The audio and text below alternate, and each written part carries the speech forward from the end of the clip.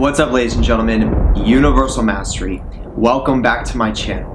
What I do here is I break down the occult sciences and I break them down to a very practical level so that you can use them and apply them in your day-to-day life and get real results with the things that I am teaching here. Okay, simply by applying your observation. Okay? Without further ado, let me give you a little bit of a understanding of who I am so that you know who you're getting this information from.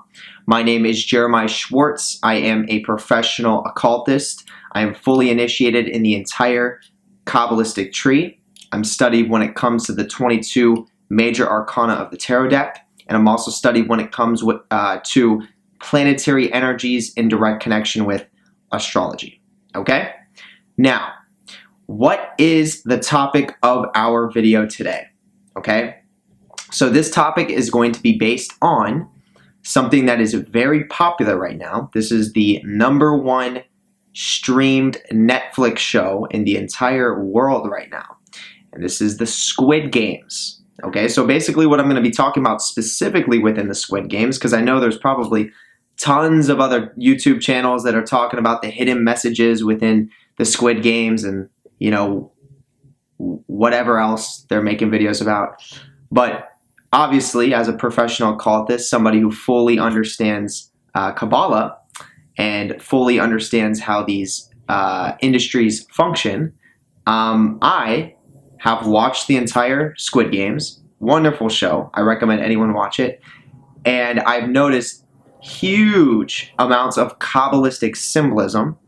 And specifically within this YouTube video, I'm going to be posting pictures showing you some of this Kabbalistic symbolism and exactly what they are going through within this TV show.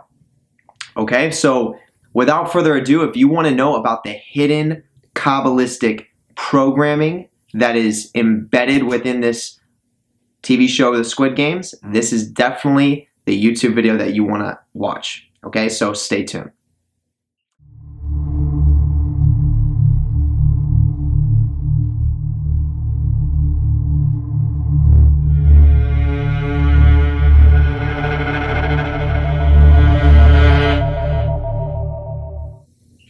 Okay, so we're going to make this as simple as possible. I'm not going to go into crazy depth about everything that I noticed in regards to the Kabbalah within this TV show, because if I did, I would definitely lose a lot of people. This Kabbalistic tree can go into huge amounts of depth. So without further ado, once again, this is going to be simple. So here we go. This is the Kabbalistic tree. Okay, this is the tree that is being placed within every single movie, TV show, and music video, and many other types of industries that you watch and that you consume. Okay, I don't give a shit if you believe me or not. It is. Okay, so where do we see the first significance within the Squid Games? Okay, so obviously, the first thing is that little card. It's like a little business card that they get that has a triangle and it has a square and then it has a circle. Okay, so the first correspondence that we want to draw to the main symbol of the Squid Games itself is simply going to be what those symbols represent. So as you can see here, on this tree, we have a very prominent triangle, which is known as the supernal triad. This is going to be the top of the tree. This is where crown is. Okay? The crown is going to be represented by the front man and all the MVPs within this TV show. The reason why the front man, if you know who I'm talking about in regards to the show, the front man has a different colored mask than everybody else that is partaking within this Squid Games, or the people that are working for the Squid Games, I should say. So if you know, all the people that are working for the Squid Games and getting paid, they are all wearing pink suits. Now the front man has a black mask on, which is different than everybody else, and he wears basically like a grayish, darkish suit. Okay, so his mask being black and having rigid edges is going to literally be symbolic of Pluto. He is a representation of the top of this tree, which is the crown. He's the one orchestrating all of the games, and I will explain in a second how these different spheres connect to this TV show and the games that they were playing. The entire Squid Games is literally based on initiation through this tree, and it is a ritualistic observation that you are partaking in by watching the TV show, okay? This is how the occult functions, whether you believe it or not. So this front man wearing the black mask, he is a symbolic, direct correspondence of the planetary energy Pluto. That's why his black mask literally represents Pluto. So he is the crown orchestrating everything, okay? Now, when you see the square on the little business card that they send, there is a square right here on this Kabbalistic tree. Okay, this is one of the primary squares, and you can see directly that this square is connected to the lower half of the tree. Okay, so once again you have the triangle up here, then you have a square right here, and then all of the different spheres are the circles. Okay, so that's why primarily you have all the people that are wearing the pink suits with either a circle, a square, or a triangle on their mask. And then the business card that initiates the game, you get the business card if you want to play, that is directly connected to this tree. So basically, in a nutshell, when the people, the participants, when they're receiving the business card with those symbols on it, the symbols are representing, hey, do you want to play this game on this tree? Do you want to start initiating yourself through this Kabbalistic structure? And then all the people that are in the pink suits, they are simply working for this Kabbalistic tree. They are the ones orchestrating the initiations. So that's the first correspondence that we want to draw. Now, as we go deeper into this video, it's going to become more and more and more clear on how Kabbalistic this show actually is. Okay, so the first thing that we can draw right off the bat is, in order to play the game, they are choosing people that are in a basically financially stuck situation. So they're willing to put their lives at risk to win a huge lump sum of money. Okay, that's the general idea. Now, right off the bat, they have to sign a deal with the basically the front man in the entire game. So that act of signing that piece of paper, you could think of that as literally selling your soul for money. Okay, so they're selling their soul going into this game, basically saying, yeah, I'm willing to die to just get this money. Now, obviously, in the real world, that would be selling your soul, and you do not want to do that. But once again, this is Kabbalistic programming put within these movies that can actually take a real-life effect on other people. Who's a great example of that? Look at any A-list celebrity that's working for a major industry that's doing all their bidding, okay? All for money, status, and fame, even though they're not happy. Okay, so long story short, the very beginning is all of them selling their souls just to get into the game, okay, to get into this initiatory tree. Okay, so guess what? What's the first suit that they put on in order to begin the game? I mean, they all have to wear a suit, right? And all the suits have different numbers on it. Well, if you take a look at this bottom sphere, the way this initiatory system functions is you go from the bottom to the top of the tree. The goal is to get to the top. So if you take a look at this color for the bottom, which is called Mccool, ruled by the physical plane, Earth, this is like a tealish greenish color. Now, if you look at the Squid Games, they are all wearing the color of Mccool. They're literally all wearing that same greenish teal color, and that is not randomly chosen. It is based on this Kabbalistic tree.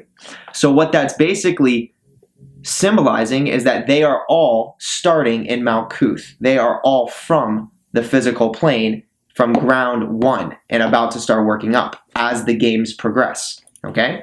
So then another thing that I want to say right off the bat is you have this one character specifically who is tattooed on his neck, okay? And there is a black serpent that's tattooed on his neck, and he's portrayed as the bad guy. Okay, you're going to notice that the suit that he's wearing, the number that's correspondent with that suit is going to be 101, okay? So you're going to notice that that guy in the show is representing the hidden sphere of Dath, because this is the 11th sphere on the tree. So if you count all of them going up, you have 10, and then you have a hidden sphere called Dath, which is 11. And Dath represents death, energy. So this man that's wearing the suit, 101, if you break that down into numerology, you just simply remove the 0, and then you have 11. He is a literal symbolic character or avatar of this sphere of Dath, and that's why he kills a lot of people within the show. And if you want to take it to a biblical reference, this hidden sphere is known as knowledge. If you can read the sphere, it's known as the sphere of knowledge. So in the Garden of Eden, this would be the tree with the serpent that tempted Eve. And that's also why the man has a snake tattooed on his face, because he's representing the serpent, okay? Also connecting it to this hidden sphere. So long story short, that's why that man in the show ends up killing people, okay? Because he's representing death, okay? Now, in a nutshell, the concept of the show, once again, there's so much more depth that I could go into, but I'm not. But the main concept of the show is taking you through game by game by game. And as they're going through games, you could think of it as initiations. They are literally traveling through this tree. They are getting eliminated. People are dying, okay? People are not making it through, and they're literally getting slaughtered as they go on. And the ones that make it, they have a closer chance to receiving the big prize at the end. Now, the more people that die during the games, the more money gets produced. Now, the location of where this money is being produced is in a big, clear sphere that is projected on by a golden yellowish light, okay? So in regards to the Kabbalah, what that's representing is the center of this tree, okay? And if you look, it's ruled by the sun. That's why it's goldish and yellow. And this is the sphere of beauty, okay? So this not only is the sphere of beauty, but this also represents a certain ritualistic sequence of events that happens within the occult field that we call the Wicker Man, or we call the Good Shepherd, where basically you get somebody trying to save the world, or you could get somebody willing to sell their soul and risk their life just for money. And that person or those groups of people then get sacrificed. And when they die, all the energy from their death gets sent to the people that got them to play the game. Gets put into the multiverse. It strengthens the multiverse. And obviously, the game is corrupt. Obviously, the multiverse that we live in currently is corrupt. So that's why we see this type of technology being used in all of the industries. In this example, in Squid Games, they're all selling their souls as the money is piling up within the center of this tree, which is representing they're doing the reason why they're putting their lives at risk is for the center of the tree. And a lot of them are trying to, I mean, the main character in the game, if you add his numbers up, what was it for? Let's see. When you add the main character's number up, I'm going to do it. I'm going to pull up pictures. It equals 6. Okay, and that would represent this. If you break it down into numerology, it would represent the center of the tree as well. Okay, which is the Good Shepherd sphere. And then you bring the 6, or this sphere, into death, or you bring death down into the center, which kills the Good Shepherd. So obviously the main character, the main reason why he's playing the game is because he's trying to save his mother. Okay? And for those of you that study my channel, I speak a lot about this Wicker Man and this Good Shepherd technology. And when I say the Good Shepherd gets sacrificed, I don't always mean physically, but I also mean spiritually, meaning you lose everything good in your life, energetically speaking. Or it could be physically. You can die physically. And this is a real life technology. This actually happens to people in real life. And this is why, once again, this is placed in all the different industries that we see, just like this show. So you'll notice that the main character, he's doing it to save his mother because his mother has basically a disease. And he's trying to get the money to save her because he's a lowlife. And then when he completes the game, he realizes she's dead anyways. And he doesn't even use the money. So that's the perfect example of the Good Shepherd who went and risked his life for everything, went to hell to save his mother, to get money because he thought that's what would make him happy. And then he ends up losing everything. He loses everything he cared about. Okay, his daughter goes to a whole nother state with the stepdad. He loses everything. That's the example of a Good Shepherd. Okay, so long story short, that's another Kabbalistic reference that we see within this movie. They have the Good Shepherd technology. Okay, so yeah, so the entire basis around the Squid Games is they are traveling through these spheres, and then every time people die, the money increases. And once again, that is representing the center of the tree, just creating more Good Shepherds. And more people die, more and more people die. There are actually there's more than one Good Shepherd within this movie. For example, you have the Indian guy who has great intentions, and he makes basically like a little bit of a deal with the one guy that he was partnered with when they were playing the marble game, and the guy tricks him out of his marbles. And even though the Indian guy had great intentions, he wanted to save both of them, the guy ended up tricking him, and that led to his death. That was another Good Shepherd in there. You know, he had great intentions, but he was tricked and boom, killed. Okay? So that's what's going on there. Okay? So another Kabbalistic reference within the show is by the 7th episode, there is a point where they're playing a game where they have to cross over a bridge. Okay? So this game of crossing the bridge is going to represent crossing of the abyss. Okay? Now the reason why the game of crossing the bridge happens on the 7th episode is very strategic and very Kabbalistic. Okay, so if you count these spheres, this is the order of this initiatory system. You go 1, 2, 3, 4, 5, 6, 7. This is the last sphere until you have to cross the abyss to then get to the supernal triad. Okay, so these lower 7 are separated from the higher 3. Okay, so of course on the 7th episode, which would be Chesed, that's when they go to cross that bridge, which is symbolic of crossing the abyss. And of course, during that episode, that would be the point where the man who is Dath, remember the guy who wears 11 and has the serpent tattooed on his face, of course, that would be the episode where he dies because he was Dath. He was an avatar of this hidden 11th sphere, and that's where he dies. Now also, if you want to go a little bit deeper with the symbolism of Kabbalah, you'll notice that they had to choose different vests to wear that had numbers on them for the crossing of the abyss, for the crossing of that bridge on episode 7.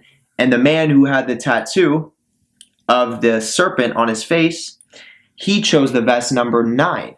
And if you take a look here, and that was not random why he chose that number. If you take a look here, in Hebrew, I don't know if you can see that. Hopefully it'll zoom in. Let's see if I can get to zoom in. That says serpent. Okay, I'm going to hold it here. Maybe it'll zoom in. I'm going to read it off to you though, but the Hebrew letter is the letter T, and the word is teth, and the English translation of teth is serpent.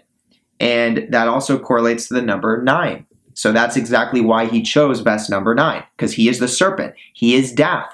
And that's why he died on that episode, because that was the last point of him being there. They crossed over the abyss. So he's no longer needed in the show. Okay, so that is what's going on there. And then you see the people that are wearing the pink outfits, the pink suits. What are they representing? Okay, so basically, because it's pink, because they're wearing pink, they are representing two things on this Kabbalistic tree. They're representing the sphere of Mars, which is all about fire, burning, warfare, aggression, things of that nature. They're representing the sphere of Gavura, which is ruled by Mars, mixed with the top of the tree, which is Kether, Pluto. And that's why if you mix red and white, you create pink. And obviously, the people are working for the front man, who we already discussed is the top of the tree. So they are the Mars that are burning the bodies. They're incinerating the bodies. That's a Mars-like energy. And then they are doing it for the front man, because it's the front man who's orchestrating the game. And he is the crown. Okay? So that's why they're wearing pink, because everything they're burning is going to the front man. Okay, who is the top of the tree, the crown, and the MVPs, and secretly the old man who's orchestrating the whole thing. So I just wanted to make that clear. Now there's another part. So when we get to the end of the crossing of the bridge, when they cross the abyss, who's left? Okay, there's a man, there's a woman, and then there's another man. Okay, and that's symbolizing once they cross this abyss, what you have here in the supernal triad is you have Binah, Chokmah, and Kether. Okay, so Binah is the highest feminine sphere on the tree, symbolic of the mother. Chokmah is the highest masculine sphere on the tree, symbolic of the father.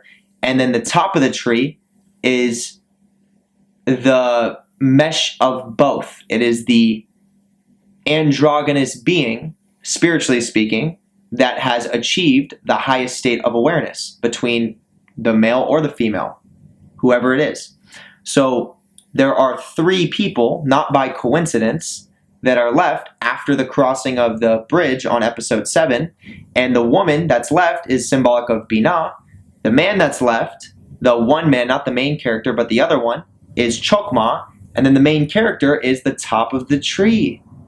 Okay? So that's why in the very end of the show, the woman dies, the man dies, he basically kills himself, and then who's left? The main character. So the main character gets to the very top of the tree, and then he's now allowed to leave the game, and he wins all the money.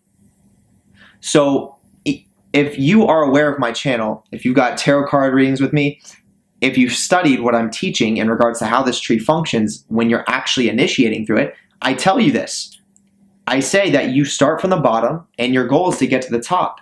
But when you get to the top, you're not done. There's a lot more facets to this tree that most people do not know about. There are the Universe B aspects of it, which are the tunnels of Set and the backside of the clip-off.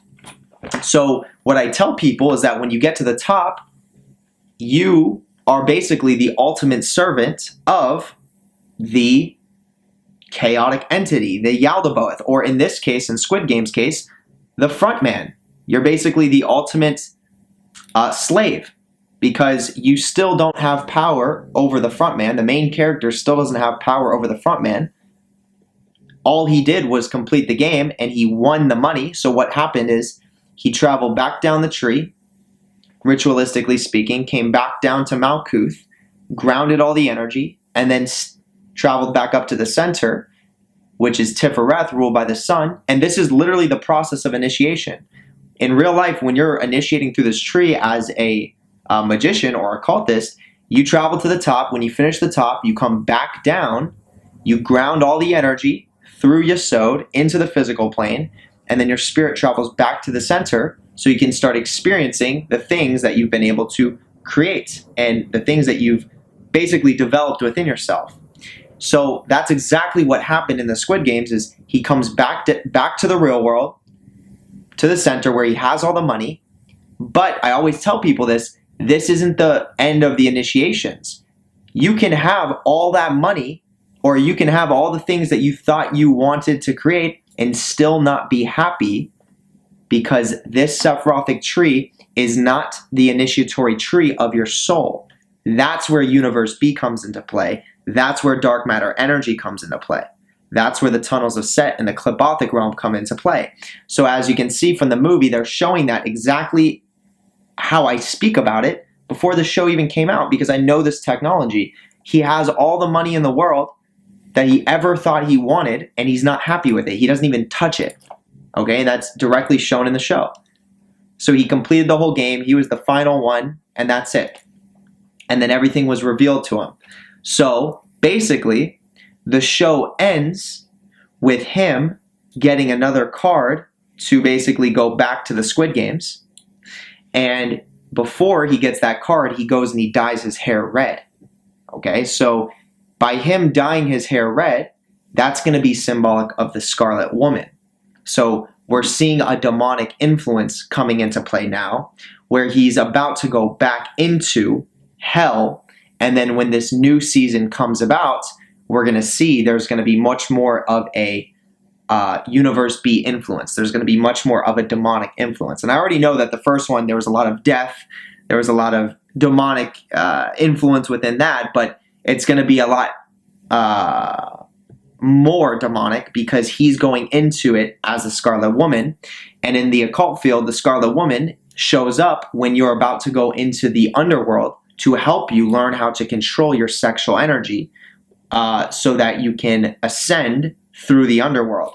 So that's what the next season is going to be all about, which is him going back into the Squid Games and probably trying to take mastery over those games, meaning he's going to try and get himself in and destroy the game itself, because that would be the Klipothic realm, Universe B, which is destructive in nature. Okay, and that's why he dyed his hair red.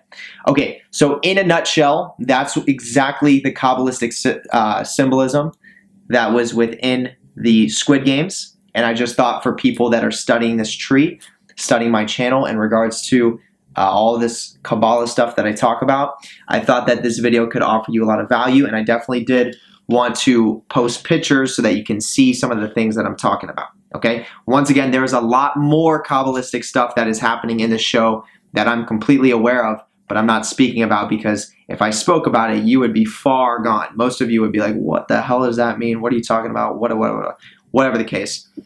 I did share a lot of information. You know, a lot of it is advanced as well, but if you're able to simply just watch it and, you know, hear me out, listen to what I'm saying, you're going to see these pieces add up together. You're literally going to see it. Okay, because once again, every single movie that you watch, okay, every TV show you watch, every music video you watch that is very popular to the mass collective, they're using this exact same technology that I'm speaking about. Okay, so that's that. If you enjoyed this video, definitely hit the thumbs up. Also, make sure you go ahead and you hit that notification bell down there, because I post videos as often as I can. And also make sure you hit the subscribe button right there, because I love to see my subscribers shoot through the roof, okay? The first thing that I would like to take your awareness to is to the first link in my YouTube description. There you're going to see my Patreon.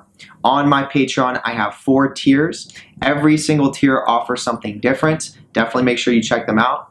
But on my Patreon, I have an entire vault of exclusive videos that are not publicly on my YouTube channel, that range all the way from fundamental occult practices that I teach on camera and I demonstrate as well, that are very valuable if you're looking to get into the occult field.